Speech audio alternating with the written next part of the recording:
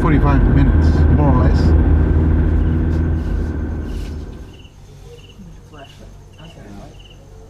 Les morsures de serpent constituent l'une des principales causes de maladies tropicales négligées. La population à risque, constituée par la population rurale, essentiellement, et parmi cette population, essentiellement les jeunes hommes qui travaillent dans les champs et qui sont au contact avec les serpents.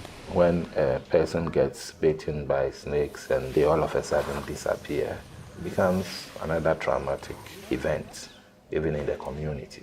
Il s'agit d'une affection pas si rare que ça. Il s'agit d'une affection qui frappe la frange la plus pauvre de nos populations.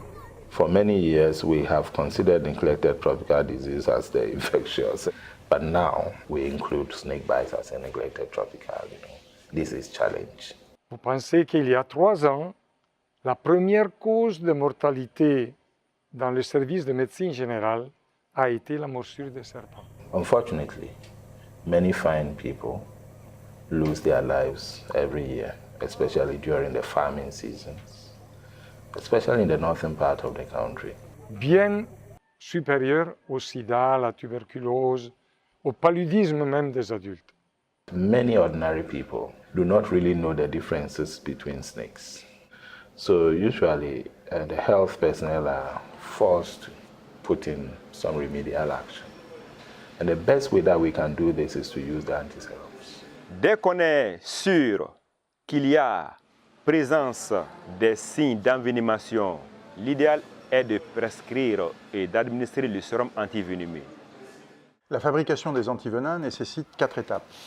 La première étape est le choix des venins qui vont servir à immuniser les chevaux. La selección de venenos que se utilizan para inmunizar a los caballos es de importancia fundamental, por 2 razones. Una, lo primero que uno tiene que tener en la cabeza es qué especies son importantes en la región geográfica para la cual se está generando o se piensa generar el antiveneno.